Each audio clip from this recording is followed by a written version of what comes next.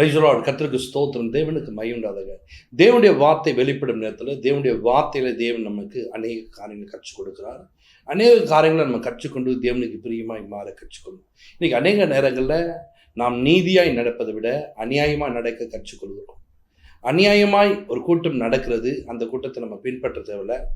தேவன் நமக்கு கற்றுக் கொடுக்கிற ஒரு வழிகளில் நடக்க நீங்கள் ஒவ்வொரு நாளும் பிரயாசப்பட வேண்டும். கவனிங்க, எல்லாரும் அவங்க அப்படி பண்ணும்போது நான் மாட்டேனாங்க அப்படின்னு அந்த பேச்சை பேசக்கூடாது. அப்படிப்பட்ட பேச்சை தேவன் விரும்ப மாட்டார். இதை நீங்கள் இப்படி செய்து விட்டு தேவனுக்கு முன்பாக போய் நீங்கள் எப்படி நிற்பீங்க? தேவன் உங்களை அனுமதிக்க மாட்டார். இன்றைக்கு அநேகர் பிறகு அநியாயமாக நடக்கிறார்கள். ஒவ்வொரு காலத்திலும் ஒரு அநியாயம் இருக்குது. பார்க்கும்போதே நம்மளுக்கு வெறுப்பாக இருக்குது. ஏன் இப்படியெல்லாம் நடக்கிறாங்க, ஏன் இப்படிலாம் செய்கிறாங்க, ஏன் இப்படிலாம் நம்முடைய வாழ்க்கையில் நடக்குது? கவனிங்க, அவங்களெல்லாம் ஏன் தெரியுமா உங்களுக்கு எக்ஸாம்பிளாக வச்சுருக்கிறார். நீ அந்த மாதிரி நடக்காதே, நீ அந்த மாதிரி செய்யாத, நீ அப்படி வாழாதுன்னு சொல்லிட்டு தேவன் கற்றுக் கொடுக்குறார். நீ தான் அதை புரிந்து கொண்டு நான் அப்படி வாழக்கூடாது. என்ன இப்படி பண்ணாங்களே, நான் பதிலுக்கு அப்படி பண்ணுவேன்ற பற்றியா, அது தப்பு. அதை நீ செய்யாத, அவங்கள பார்த்து கற்றுக்க தேவையில்ல. வேதம் நம்ம கற்றுக் கொடுக்கிற ஒரு வழியில் நீங்கள் நடக்க கற்றுக்கொள்ள வேண்டும். வேதம் கற்றுக் கொடுக்கிற வழியில் ஒரு மனிதன் நடக்கும்போது தேவன் நம்மை ஆஸ்வதிப்பார். தேவன் அவனுக்கு துணையாக இருப்பார். இன்றைக்கு நாம் வேதத்தில் சொல்லிய பிரகாரம் பார்த்தீங்கன்னா 1 கொரிந்தியர் 6:9 பார்த்தீங்கன்னா, அநியாயக்காரர் தேவனுடைய ராஜ்யத்தை சுதந்திரிப்பதில்லை. நீ அநியாயமாக நடப்பேன்னு சொன்னால் தேவனுடைய ராஜ்யத்துக்குள்ள நீ போக முடியாது. தேவன் ராஜ்யம் உனக்கு கிடைக்காது. தேவனுடைய ராஜ்யத்தை ஒரு மனிதன் சுதந்திரிக்கவில்லை என்று சொன்னால் எப்படி இந்த வசனம் உனக்கு உதவி செய்யும்? இந்த வார்த்தை உனக்கு எப்படி உதவி செய்யும்? கவனிங்க, உன் கணவன் சொல் பிரகாரம் நீ கீழ்ப்படியலை என்று சொன்னால், உன் மனைவியுடைய சொல் பிரகாரம் கீழ்ப்படினா அவங்களுக்கு உண்டானதை நீ அனுபவிக்க முடியாது. அவங்களுக்கு உண்டானதை நான் எதுக்கு உனக்கு கொடுக்க வேண்டும்? என்னுடைய சொல் பிரகாரம் நீ கேட்கவில்லையே, என் சொல் பிரகாரம் நடக்கவில்லையேன்னு சொல்லிட்டு அவர்கள் எப்படி நடப்பாங்களோ தேவனும் அப்படிதான். நீ அநியாயமாய் நடக்கும்போது என் வார்த்தைகள் உனக்கு உதவி செய்யாது, என் வசனம் உனக்கு துணையா இருக்காது. கவனிங்க, இன்னைக்கு அநேகர் பாருங்க, நல்லா நடந்து போன ஒரு குடும்பம் வியாதிப்பட்டதாய் மாறுது, கடன்பட்டதாய் மாறுது, கண்ணீரோடு மாறுது. ஏன் அப்படி மாறுறதுக்கான என்ன காரணம்? மாறுவதற்கான என்ன வழி? ஏன் இந்த மாற்றங்கள் சொன்னால் நீங்கள் யோசிச்சு பார்க்கணும். அவர்கள் தேவனுடைய வசனங்கள் எத்தனையோ வார்த்தைகளை கேட்டும் அந்த வார்த்தைகள் அவர்களுக்கு உதவி செய்வதில்லை. அவருடைய வாழ்க்கையில் உள்ள இருள் மாறுவதில்லை. இருளோடு இருக்கிறதுனால தான் அவங்க என்ன பண்ணுறாங்கன்னா இன்னைக்கு தவறி போய் விழுகிறார்கள், இடறுகிறார்கள், கடன்காரமாக கண்ணீரோடு இருக்காங்க, வியாதிப்பட்டவங்களா. ஏன் இந்த வாழ்க்கை அப்படி மாறுது? யோசிச்சு பாருங்க. அவருடைய வசனம் சொல்லுது, என் கால்களுக்கு தீபமும் என் பாதைக்கு வெளிச்சமாக இருக்குது. எங்க வசனம் கால்களுக்கு தீபமும் பாதைக்கு வெளிச்சமாக இருக்குது. இந்த வசனம் ஏன் உனக்கு உதவி சொன்ன? நீ அநியாயக்காரனா இருந்தால் இந்த தேவ ராஜ்யத்துக்குள்ள நீ உள்ள பிரவேசிக்க முடியாது. இந்த தேவ ராஜ்யத்திலிருந்து ஒன்றும் உனக்கு கிடைக்காது. வசனத்தை வச்சுக்க, வீட்டை சுற்றிலும் அநேக வசனம் மாட்டு சொல்லுவேன், இப்போது இருப்பதை பார்க்கணும், கர்த்தர் 1000 மடங்கு ஆசீர்வதிப்பாருங்க. ஆசீர்வாதம் வராது. சொல்லுவேன், நிச்சயமாகவே நான் உன்னை ஆசீர்வதித்து ஆசீர்வாதம் இருக்குதா? ஆசீர்வாதம் கிடைக்குதா? நீ ஆசீர்வாதமாக இருப்பேன்னு போட்டு வச்சிருப்ப. ஆசீர்வாதம் வருதா? யோசிச்சுப்பார். ஏன்னா இந்த தேவனுடைய ராஜ்யத்திலிருந்து ஒரு நன்மையை கூட நீ பெற்றுக்கொள்ள முடியாது. உள்ளது சொல்லுவாங்க பாருங்க, ஒரு குண்டுமணி கூட ஒன்று கிடைக்காது, ஒரு பருக்க கூட நான் கொடுக்க மாட்டேன்னு சொல்லுவாங்க பாருங்க. அது போல இந்த ராஜ்யத்திலிருந்து எதையுமே எடுக்க முடியாது. ஏன் என்று சொன்னால், நீ அநியாயக்காரனா இருந்தால் தேவனுடைய ராஜ்யத்தை சுதந்திரிக்க முடியாது. தேவனுக்கென்று ஒரு ராஜ்யம் இருக்கு. அந்த ராஜ்யம்தான் இந்த வார்த்தைகள், இந்த வசனங்கள். இந்த வார்த்தைக்குள்ள நீ கடந்து போக வேண்டும், இந்த வார்த்தைக்குள்ள நீ நடக்க வேண்டும். இந்த வார்த்தைக்கும் உனக்கும் நல்ல ஒரு உறவு ஏற்பட்டு, அப்ப இந்த வார்த்தையை ஒரு மனிதன் சுதந்திரிக்க வேண்டும் என்று சொன்னால், இந்த ராஜ்யத்துக்கு உட்பட்டவனா அவன் நீதி உள்ளவனாய் காணப்பட வேண்டும், நீதியாய் நடக்க வேண்டும். உன் அக்கத்தில் இருக்கிறவங்க அவங்க பண்ற மாதிரி நீ நடக்கக்கூடாது, அவங்க சொல்ற மாதிரி நீ வாழக்கூடாது. அவங்க இஷ்டம் போல வாழ்வார்கள், இஷ்டம் போல நடப்பார்கள், இஷ்டம் போல ஜீவியத்தை உண்டு பண்ணுவாங்க. ஆனா நீயோ கர்த்தருடைய வசனத்தை கேட்டு கர்த்தருடைய வார்த்தையின்படி வாழ நீ கற்றுக்கொள்ள வேண்டும். அல்லேலூயா. தேவனுக்கு பிரியமாய் நடந்துப்பாரு, தேவன் உன்னை ஆஸ்வதிப்பார். தேவனுக்கு உகந்தவனாய் காணப்படு, தேவன் உன்னை ஆஸ்வதிப்பார். தேவனுடைய தேவைகளை கவனிங்க, தேவன் உன் தேவைகளை சந்திக்க அவர் வல்லவராக இருக்கிறார். இன்றைக்கும் தேவனுடைய பிள்ளைகளே, நான் நீதியாக நடக்கிறேன்னா செக் பண்ணிப்பார். நீதியற்று காணப்படுகிற காரியங்கள் உனக்குள்ள இருக்கக்கூடாது. நீதியுள்ள ஒரு வாழ்க்கை வாழ்வதற்கு ஒவ்வொரு நாளும் பிரயாசப்பட வேண்டும். கவனிங்க, வேதத்தில் நீங்கள் வாசிக்கும் போது லூக்கான் புத்தகத்தில் 18:11 சொல்றாங்க. அங்க என்ன வார்த்தை சொல்றேன்னா, அநியாயக்காரன். அந்த அநியாயக்காரன் போல இல்லை. அப்ப பாருங்க, அநியாயக்காரன் அவனுடைய ஜெபம் கேட்கப்படாது என்பதை பரிசை நின்று ஜபிக்கிறான். பார்த்தீங்களா? இன்னைக்கு அநியாயக்காரனுக்கு ஒரு லிஸ்ட் ஒன்று இருக்குது. அவனுக்கு தேவன் ராஜ்யம் கிடையாது, அவன் ஜெபம் கேட்கப்படாது, அவனுக்கு உதவி வராது, அவனுடைய தேவைகள் சந்திக்கப்படாது. இன்றைக்கு நீ அநியாயமாய் நடக்கிறது உண்டானால் நாச்சிக்கொள். தேவன் உன்னை ஆஸ்வதிப்பார், தேவன் தேவை சந்திப்பார். இன்றைக்கு உன்னுடைய அநியாயத்தை நீ மாற்றிக்கொண்டு தேவனுக்கு பிரியமாய் நடந்துப்பார். ஆண்டவனை ஆஸ்வதிக்க வல்லவராக்கார். யோபின் புஸ்தகம் 11ஆம் அதிகாரத்துல 14ஆம் வசனத்தை நாம் வாசிக்கும் போது பாருங்க, அங்கே உம்முடைய கையிலே அக்கிரமம் இருந்தால் அதை தூரத்தில் அகற்றிவிட்டு அநியாயம் உம்முடைய கூடாரங்களில் வாசமா இருக்க ஒட்டாதிரும். கவனிங்க, உம்முடைய கையிலே அநியாயம் இருக்குமானால் அதை தூரத்தில் அகற்றி. எப்படி தீட்டுப்பட்டதை தூக்கி அடிக்கிறாங்களோ, தூரமாக போடுகிறாங்களோ, கவனிங்க, இந்த தீட்டுப்பட்ட மனிதனை ஊருக்கு புறம்பே தூக்கி போடுவது போல இந்த அநியாயத்தை என்ன பண்ணுமா, தூரத்திலே அகற்றி விட வேண்டும். அன்றைக்கு தீட்டுப்பட்ட மனிதன் என்ன பண்ணுவாங்க, தூரத்தில் வச்சுருவாங்க. குஷ்டரோகி, நீ இங்க ஊருக்குள்ள இருக்கக்கூடாது, ஊருக்கு புறம்பே போன்றாங்க. இப்போ அநியாயத்தை என்ன பண்ணுமா, நீ தூரத்தில் அகற்றி விடு. தூரத்துல நீ அகற்றணும். ஏன் அவன் வீட்டுக்குள்ள என்ன பண்ணுறது, அநியாயம் வாசம் பண்ணக்கூடாது, அநியாயம் வீட்டுக்குள்ள இருக்கக்கூடாது. இந்த அநியாயமாய் நீ நடப்பு என்று சொன்னால் உன் வாழ்க்கை குறைப்பட்டதாய் மாறும். வேதத்துல அநேகரை நீங்கள் பாருங்க, அவங்க அநியாயம் செய்தவருடைய பேர் மேம்படுத்தப்படவில்லை. நியாயமாய் நடந்தவர்களை, சத்தியத்துல வாழ்ந்தவர்களை, அவருடைய பேரை மேம்படுத்தி அவர்களை தேவனுக்கு ஏற்றவர்கள், தேவனுடைய பிள்ளைகள் என்று சொல்லப்பட்டிருக்கு. இன்னைக்கு நம்முடைய வாழ்க்கையில நாம் எப்படி நடக்கிறோம், நம்முடைய ஜீவியம் என்ன, நாம் எப்படி வாழ்ந்து கொண்டிருக்கிறோம், நம்முடைய வாழ்க்கை எப்படி வாழ பிரயாசப்பட்டிருக்கோம், யோசிச்சு பாருங்க. இன்னைக்கு அதை மாற்றிக்கொள்ளுங்க. தேவ பிள்ளைகளே, தேவனை தேடுகிறவர்களே, தேவனுக்கு உகந்த ஒரு வாழ்க்கை வாழ்வதற்கு ஒவ்வொரு நாளும் முயற்சி எடுங்க. நல்லா கவனிங்க, இன்றைக்கும் தேவனுடைய சமூகத்தில் வந்திருக்க நீங்கள், உங்கள் வாழ்க்கையில் அநியாயம் இருக்கக்கூடாது. ஒரு நாள் இயேசு பிரயாணப்பட்டு போகிறார். அந்த பிரயாணப்பட்டு போகும்போது சகைவு என்ற ஒரு மனிதனை பார்க்கிறார். அந்த சகைவை பார்த்து சீக்கிரம் இறங்கி வானாரு. வந்தார்.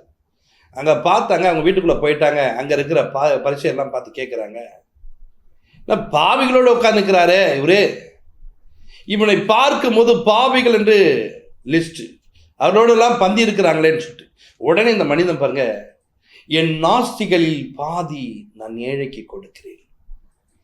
யாரிடமாக அநியாயமாய் வாங்கினது உண்டானால் அதை நான் நாளத்தனியா தருகிறேன்னு சொல்லிட்டு அநியாயம் அவருக்குள்ள இராதபடிக்கு அதை அகற்றிவிட்ட ஒரு மனிதனாய் மாறிவிட்டார். எதை நீங்கள் அநியாயமாய் சொல்லுகிறீர்களோ, எது அநியாயம் என்று உங்களுக்கு தெரியுதோ அதை நாளத்தினே நான் கொடுத்து திருப்பிறேன்னு சொல்லிட்டு அவரை விட்டு தூரமாய் அகற்றினார். அப்பொழுதுதான் சொல்றாரு, இந்த வீட்டுக்கு ரட்சிப்பு வந்தது. இந்த வீட்டு ரட்சிப்பு வந்தது மாத்திரம் இல்ல, இந்த மனிதன் ஆபிரகாமுடைய குமாரனாய் மாறுகிறான். அப்ப இவ்வளவு நாளா யாரா இருந்தாருங்க, ரட்சிப்பு இல்லாத ஒரு குடும்பமாய் காணப்படுது. உன் வீட்டுக்குள்ள அநியாயம் இருக்குமானால், அநியாயமா நடப்பு என்று சொன்னால் உன் வீட்டுக்குள்ள என்ன இருக்கா தெரியுமா, இந்த ரட்சிப்பு இருக்காது. நீ ஆபிரகாமுடைய குமாரனாய் மாற முடியாது. ஆபிரகாமுடைய குமாரனாய் யார் மாறலையோ அவனுக்கு ஆசீர்வாதம் கிடையாது. ஆபிரகாமை கொண்டுதான் ஆண்டவர் ஆசீர்வதிக்கிறார். உனக்குள்ளே சந்ததிகள் ஆசீர்வதிக்கப்படும் சொல்லிட்டு அங்கிருந்து ஆசீர்வாதமே ஸ்டார்ட். ஒரு மனிதன் ஆபிரகாமுக்கு குமாரனான அவன் அநியாயம் இல்லாதவனா இருக்க வேண்டும். அவன் வாழ்க்கையில் அநியாயத்தை நீங்கள் பார்க்கக்கூடாது. அநியாயம் இருக்குமானால் அவனுடைய வாழ்க்கை ஆசீர்வாதமா இருக்காது. இன்றைக்கும் தேவனுடைய பிள்ளைகளே, உன் வாழ்க்கையில் இந்த அநியாயம் இருக்கக்கூடாது. இந்த அநியாயம் இல்லாதபடிக்கு நீ மாற்றிக்கொள்ள வேண்டும். அநியாயம் இல்லாதபடிக்கு நீ நடந்து கொள்ள வேண்டும். அநியாயம் உள்ள ஜனங்கள் அநேகரை பார்க்கிறோம். அந்த கூட்டமாய் நாம் இருக்கக்கூடாது. யோபின் புத்தகத்தில் நாம் வாசித்தோம் 14:15 வாசிமா. அப்பொழுது உம்முடைய முகத்தை மாசில்லாமல் ஏறெடுத்து பயப்படாமல் திடன் கொண்டிருப்பீர். கவனிங்க, உம்முடைய வீட்டுக்குள்ள அநியாயம் இருக்காதபடிக்கு அதை என்ன பண்ண தூரத்தில் அகற்றி விடணுமா. அகற்றி விட்டால் என்ன நடக்கும்னு சொன்னா, அப்பொழுது உம்முடைய முகத்திலே மாசு இல்லாதபடிக்கு, அசுத்தம் இல்லாதபடிக்கு, அழுக்கு இல்லாதபடிக்கு உன் முகத்துல என்ன பண்ணா, நல்லா கழுவிட்டு ஆண்டுகிட்ட வந்துன்னா அப்படி ஃப்ரெஷ்ஷாக வந்து நின்னா எப்படி இருக்குமோ அந்த மாதிரி வந்து நிற்கலாம். தேவ பிள்ளைகளே, மாசு முகத்தை மூடிடும், தேவனுக்கு முன்பாக நிற்க முடியாது. அன்னைக்கு எங்கே போயிட்டு காணா போயிடுவேன், ஒழிஞ்சு போயிடுவேன்.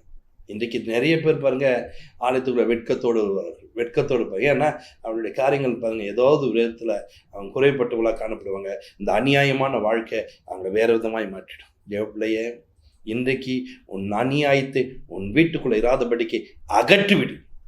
நீ அகற்றிவிடு. தேவனை ஆஸ்வதிக்க வல்லவருக்கா. இந்த வார்த்தையை கேட்டுக்கொண்டிருக்கும் போதே தேவ ஆசீர்வாதம் வீட்டுக்குள்ள கடந்து வரனா, நீ அநியாயமான காரியங்கள் எதிர்க்கோ, அதை அகற்றி விட்டுடு. தேவனை ஆஸ்வதிப்பார், தேவனை வழிநடத்துவார்.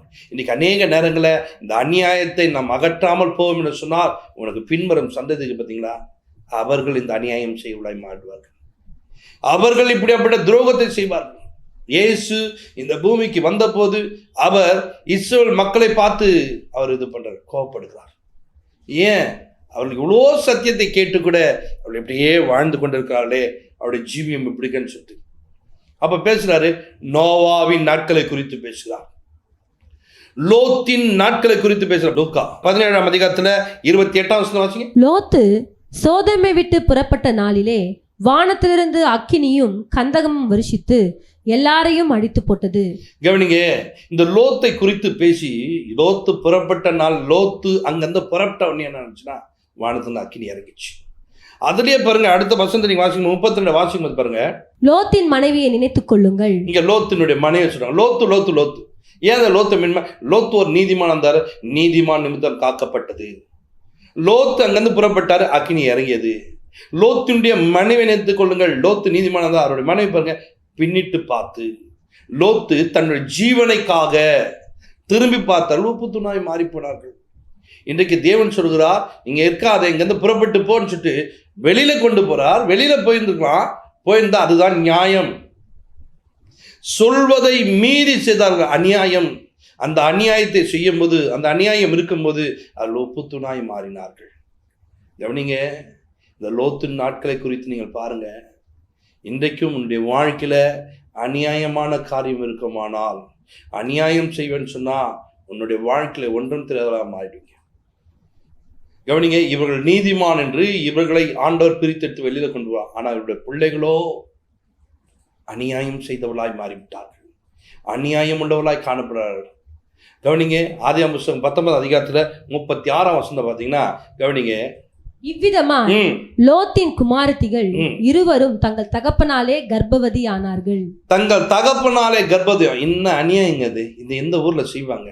இன்னைக்கு அநேக கிறிஸ்தவர்கள், நீங்கள் நீதிமானாய் இருக்கிறீர்கள், உங்களுக்கு பின்வரும் பிள்ளைகள் நீதிமானாய் இருக்கிறார்களா யோசித்து பாருங்கள். உங்களுக்கு பின்வரவர்கள் அந்த சத்தியத்தில் நடக்கிறார்களா யோசித்து பாருங்கள். உங்களுக்கு தெரிந்த சத்தியத்தை உங்கள் பிள்ளைகளுக்கு போதிப்பதில்லை, உங்கள் பிள்ளைகளுக்கு கற்றுக் கொடுப்பதில்லை, உங்கள் பிள்ளைகளுக்கு சொல்வதில்லை.